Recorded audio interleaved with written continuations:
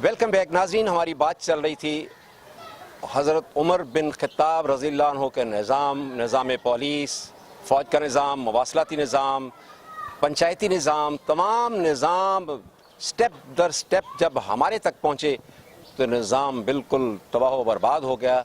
आज हम police station Faisal town पे मौजूद हैं। हमारे साथ इस वक्त यंग पुलिस ऑफिसर मेरे दाएं जानब जनाब फ़ारूक मौजूद हैं, वेरी थॉरो जेंटलमैन।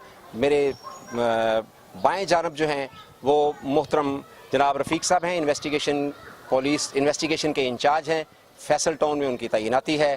अभी हमारी मुलाकात कोई 2 घंटे पहले मॉडल टाउन लिंक रोड पे नाके पे हुई। हमने उनसे जब ये ख्वाहिश जाहिर की कि हम आपके यहाँ आना चाहते हैं और पुलिस पे प्रोग्राम करना चाहते हैं, थानों की नागुफ्ताबे जो हालत है उस पर हम कवरेज करना चाहते हैं, तो I am grateful, we are grateful, दोस्त टेलीविजन इज़ ग्रेटफुल कि उन्होंने बड़ी मोहब्बत से कहा कि जनाब आप तशरीफ़ लाएँ।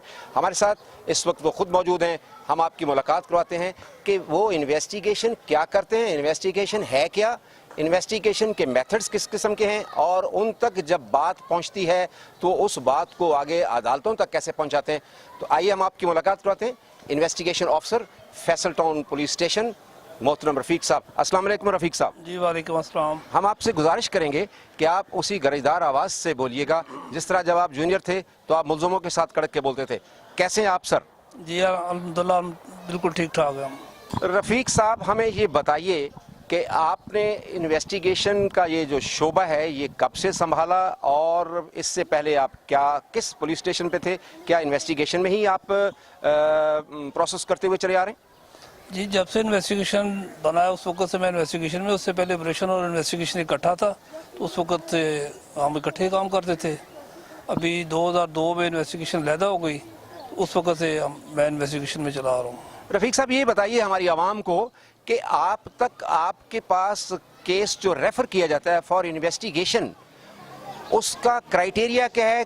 कौन सा केस है या सब केस इन्वेस्टिगेशन के ब्रिज के नीचे से जो गुजरते हैं वो आपके थ्रू प्रोसेस होंगे बिफोर सबमिटिंग द चालान? जी बिल्कुल, जो भी केस रजिस्टर्ड होता है ना वो हमारे प्रोसेस से गुजर जाता है। कोर्ट में जब केस प्रोसीड किया जाता है उसमें इन्वेस्टिगेशन में जब हमारे पास तफ्तीश आती है तो उसमें हम देखते हैं कि एविडेंस इकट्ठी करते हैं। अगर तो एविडेंस मुल्ज़िम के ख़िलाफ़ हो तो वो चालान किया जाता है और अगर ना हो उसके खिलाफ एविडेंस कोई जो झूठा केस हो तो वो खारिज कर देते हैं हम केस। आपके पास अख्तियारात हैं रफ़ीक साहब खारिज करने के, या आप रिकमेंड करते हैं अपनी हायर अथॉरिटीज़ को कि ये चालान, ये FIR, ये केस, ये जो दायर किया गया है केस, ये FIR बनाई गई है, ये टोटल फ्रॉड है, बेसलेस है, आप उसको अपनी रिकमेंडेशन के साथ कहाँ भेजते हैं और किसको अथॉरिटी है? आया अदालत खारिज करती है या आपके पुलिस अफसरान खारिज कर देते हैं? जी बेसिक ये तो असल तो अथॉरिटी अदालत ही है। हम रिकमेंड करके भेजते हैं अपने सीनियर्स के थ्रू। जो भी केस खारिज होना होता है उसको हम अपने सीनियर्स के थ्रू भेजते हैं अदालत में। अदालत फिर उसको फाइनली मजिस्ट्रेट, इलाका मजिस्ट्रेट साहब जो होते हैं वो उसको फाइनल करते हैं खराज को।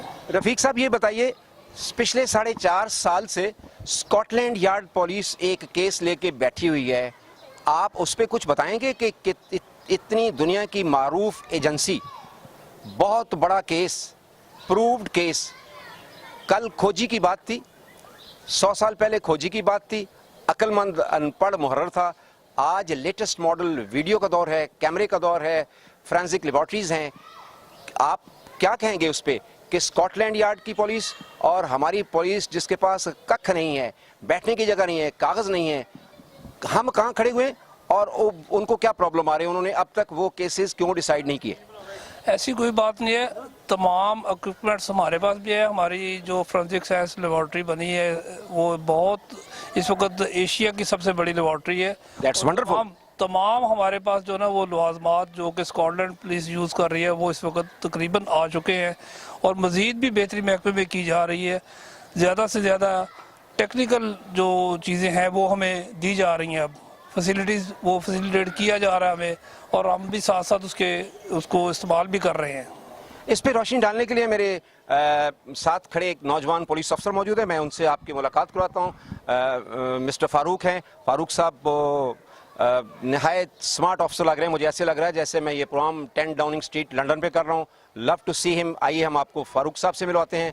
वेल बिहेव हैं, वेल मैनर्ड हैं, और हमारी गुजारिश इनसे है, ये हम हुकाम बाला और इंशाअल्लाह अज़ीज़, चूँकि ये प्रोग्राम एटीट्यूड पे है, अगर मीडिया के साथ यहाँ के कुछ साहब का एटीट्यूड गलत है तो आवाम के साथ क्या होता होगा. We will highlight this attitude to DIG साहब एंड IG साहब.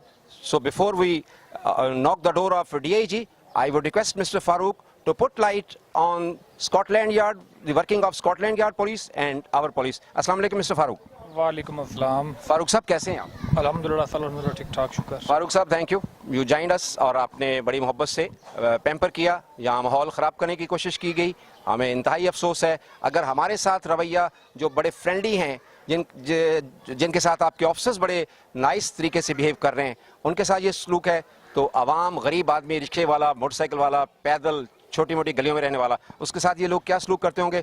आई वुड रिक्वेस्ट कि आप इनिशली अपने SHO साहब को भी बताइए कि इनका सदेबाब करें, इनको एटीट्यूड डेवलपमेंट की क्लासेस अटेंड कराएं, और इनको बताएं कि ये लोग जो आते हैं, हर बंदा आने वाला मुल्ज़िम नहीं है. फारूक साहब बताइए कि आप मुतमिन हैं यहाँ के निज़ाम से. हमारा जो सिस्टम, आज हमारे चूँकि मेरे साथ इन्वेस्टिगेशन ऑफिसर मौजूद हैं, ये फरमा रहे हैं कि हमारे पास we have got all latest model equipments, system, बैठने की जगह भी बेहतर हो जाए. We will try for that. आप बताइए कि हमारा निज़ाम तफ्तीश किस हद तक बेहतर है, और अदालतों में क्या वजह है कि जाके वो बंदे छूट जाते हैं. नहीं सर, सबसे पहले तो मैं ये कहना चाहूँगा कि मैं बहुत शुक्रगुजार हूँ जनाब का कि जनाब यहाँ तशरीफ लाए. Thank you very much sir. और सर दूसरी सबसे मेन बात सर, CM साहब, इसके अलावा IG साहब और CCP लाहौर और DIG लाहौर, सर उनका सर सबसे आम और बिल्कुल जो एक मेन जो इशू है ना, वो यह कि आम आदमी, आपने आम आदमी को गेट से रिसीव करना है, उसकी हर वो जायज़ जो उसका काम है वो विदिन 9 सेकंड करना है, ठीक है. और उसके बाद तफ्तीश को मेरिट पे करवाना है. स्माइल, मुस्कुरा के, स्माइल, हंसते खेलते बात करनी है. यही attitude is, this is called attitude. जी बिल्कुल ऐसा ही है. जो हर आम शख्स सर, सिंपल जो आम शख्स ना, जिसका अल्लाह के बाद कोई नहीं, बिल्कुल ऐसा ही है. जो थाने, उसके मुहाफिज आप हैं. जी बिल्कुल. जो थाने के बाहर ये बैठ के सोचता होगा कि मैं अंदर, पता नहीं मेरी बात सुनी भी जाएगी कि नहीं, हम सर उस आम आदमी को सर वेलकम करते हैं. सर उसका हर वो जायज़ काम सर वो विदिन नो टाइम सर करवाते हैं. और अगर सर कोई तफ्तीश के मुतल्लिक़ काम भी है तो सर इंचार्ज साहब खड़े हुए हैं, सर बड़े भाइयों की तरह. सर जी, सर आज तक ऐसा कभी नहीं हुआ कि हमने जो उनको कहा और उन्होंने किया ना हो. आप बंदों को छुड़ा भी देते हैं, ये वो भी काम कर देते हैं. नहीं सर, ऐसी बात नहीं है. ऐसा बात बिल्कुल नहीं है सर. ऐसे अच्छे अफसर हैं कि आपने कहा ना कि हम असी जो कहने कर देने. That's wonderful. हम दोबारा लौटते हैं जनाब रफ़ीक साहब के साथ. हम उनसे पूछते हैं कि ये FIR झूठी लेके एक शख्स आ गया. गो ये क्वेश्चन हमारा मोहर्रर साहब के लिए, SHO साहब के लिए, लेकिन चूंकि he is a very seasoned and very senior officer, हम इनसे भी गुजारिश करेंगे कि FIR तक पहुंचने से पहले कुछ ऐसा हो सकता है कि ये नौबती ना आए और लाखों केस दब के अदालतों में गल सड़ जाएं, या थानों की गंदी अलमारियों में गल सड़ जाएं. उससे पहले कुछ हो सकता है कि पैचअप हो जाए, और पैचअप भी हो नोटों के बगैर. कोई ऐसा हल बताइए हमें. जी बिल्कुल. बात केसेस ऐसे भी आते हैं हमारे पास जिनमें हम लोगों को समझाते हैं कि ये आपका कोर्ट में जाने वाला केस नहीं है, लिहाजा आप इसमें बेहतर है कि आप इसमें पैचअप ही कर लें, और पैचअप होते भी हैं. बाज़ छोटे छोटे केसेस होते हैं. हमारी यही कोशिश होती है कि हम आने वाले बंदे को उसकी जो उसकी ग्रीवेंस है या उसकी शिकायत है उसको दूर करें. इसके लिए ऑपरेशन का अमला भी उसकी भी कोशिश होती है, और हमारी भी यही कोशिश होती है कि हम लोगों को धक्के खाने से बचाएं.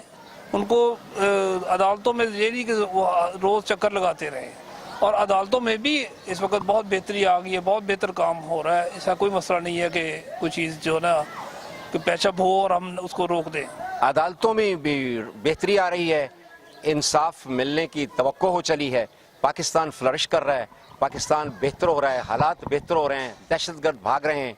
और हमें आज बड़ी खुशी हुई कि हमारे थानों में जहाँ कुछ नहीं था, एटलीस्ट कुछ गाड़ियाँ बेहतर मिल गई हैं.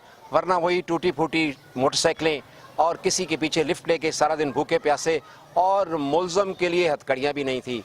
बेशुमार मसाइल थे. हम बेहतरी की तरफ जा रहे हैं इंशाअल्लाह अज़ीज़. हम अगर दयानतदारी से और मेहनत और मुशक्क़त से पाकिस्तान के लिए काम करते रहे तो कोई वजह नहीं कि हमारा खोया हुआ मकाम लौटे ना. हमारे साथ रहिएगा। हम अभी गुजारिश करेंगे फारूक साहब से और इन्वेस्टिगेशन ऑफिसर जनाब रफ़ीक साहब से कि वो हमें कुछ मुल्ज़मान से मिलाए कि जो तफ्तीश के मराहिल से गुजर रहे हैं, और उनसे पूछते हैं कि आया वो मुतमिन हैं इनके निज़ाम से, इनके रवैये से। हमारे साथ रहिएगा, यकीनन आपको प्रोग्राम पुलसात पसंद आएगा। बहुत शुक्रिया। चलिए सर, मिलाइए ज़रा।